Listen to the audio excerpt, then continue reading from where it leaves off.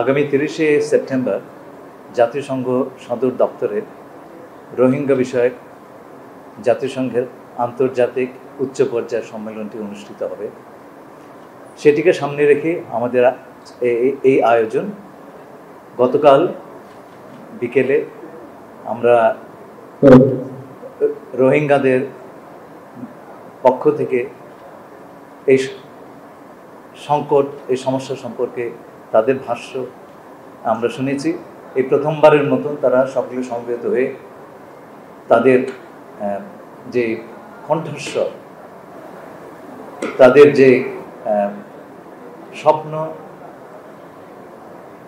এই সমস্যার সমাধানে তারা যে চিন্তা ভাবনা করছেন তার সব কিছু প্রথমবারের মতন একটা ছাদের নিচে তারা বলবার সুযোগ পেয়েছেন।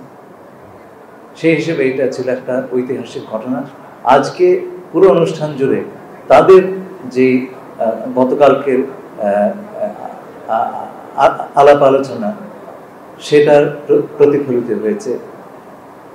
আজকে সকালে আমাদের মাননীয় প্রধান উপদেষ্টা প্রফেসর ডক্টর মোহাম্মদ ইউনূস এই ডায়ালগের উদ্বোধন করেন।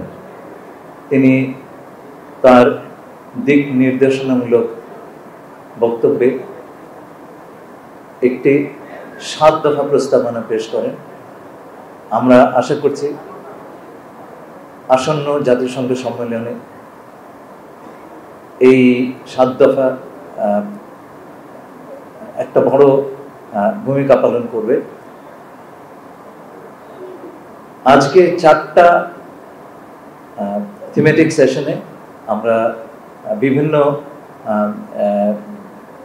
এক্সপার্ট, বিশেষজ্ঞ, জাতিসংঘের প্রতিনিধি এবং রোহিঙ্গা কমিউনিটির কাছ থেকে বিভিন্ন বিষয়ে শুনেছি। সবশেষে এই সমস্যার ভবিষ্যৎ সমাধানের গতিপথ কী হতে পারে সেটা নিয়ে আমরা শুনেছি। 6টি বিষয়ে আমাদের কাছে মনে হয়েছে 6টি বিষয় খুব পরিষ্কারভাবে উঠে এসছে।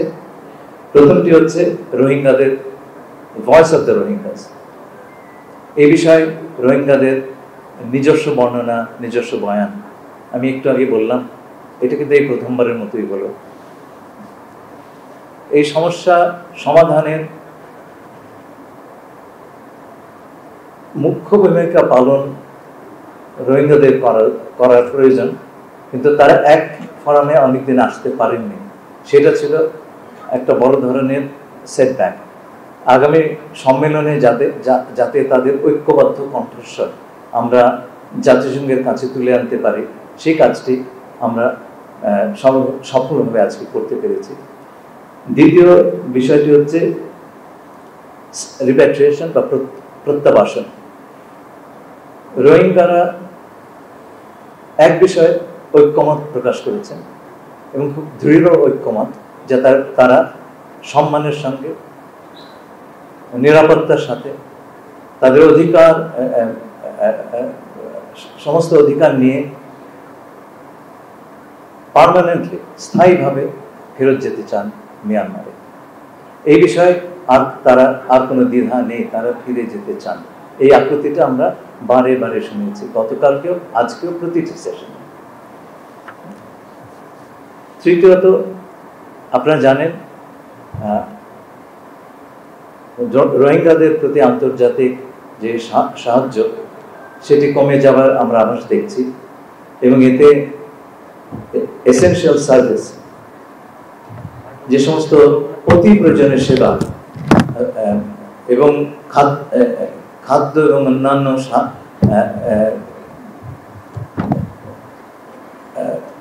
খাদ্য, ঔষধ, শিক্ষা ইত্যাদি অতীব প্রয়োজনীয় যে সেবা, সেগুলো দেওয়ার ব্যাপারে একটা অনিশ্চয়তার সৃষ্টি হয়েছে। এই আজকের ডায়ালগে সকল পার্টিসিপেন্ট এই বিষয়টা আলোকপাত করেছেন। সবাই পর্যাপ্ত সহায়তা যাতে রোহিঙ্গারা পান সেই বিষয়ে বিশ্বের কাছে আবেদন করেছেন। চতুর্থ একটি বিষয় যেটা অত্যন্ত প্রয়োজনীয় এই সমস্যা সমাধানের জন্য, সেটা হচ্ছে বিভিন্ন পক্ষের ভিতরে আলোচনা। অনেক এই বিষয়টি এবার বেশ ভালোভাবে সামনে এসেছে। আমার তো মনে হয় যে আমরা এই প্রথমবারের মতন organized with confidence building measure বা বিভিন্ন পক্ষের মধ্যে বিশ্বাস স্থাপন করা, আস্থা স্থাপনের প্রচেষ্টা, সেই কথাটি আমরা এবার খুব জোরের সঙ্গে উচ্চারিত হতে দেখলাম। সকল পক্ষের ভেতরে যদি বিশ্বাস এবং আস্থার সম্পর্ক তৈরি না হয়, তাহলে এই সমস্যার স্থায়ী সমাধান সম্ভব নয় বলে অনেকে মনে করেছেন। 5 নম্বর হচ্ছে মায়ানমারে ভেতর থেকে উৎসারিত বিভিন্ন অপরাধমূলক কাজকর্ম এই অঞ্চলের স্থিতিশীলতা বিনষ্ট করতে পারে। এই বিষয়টি জরুরিভাবে দেখবার জন্য একটা বিশেষ আবেদন উঠে এসেছে।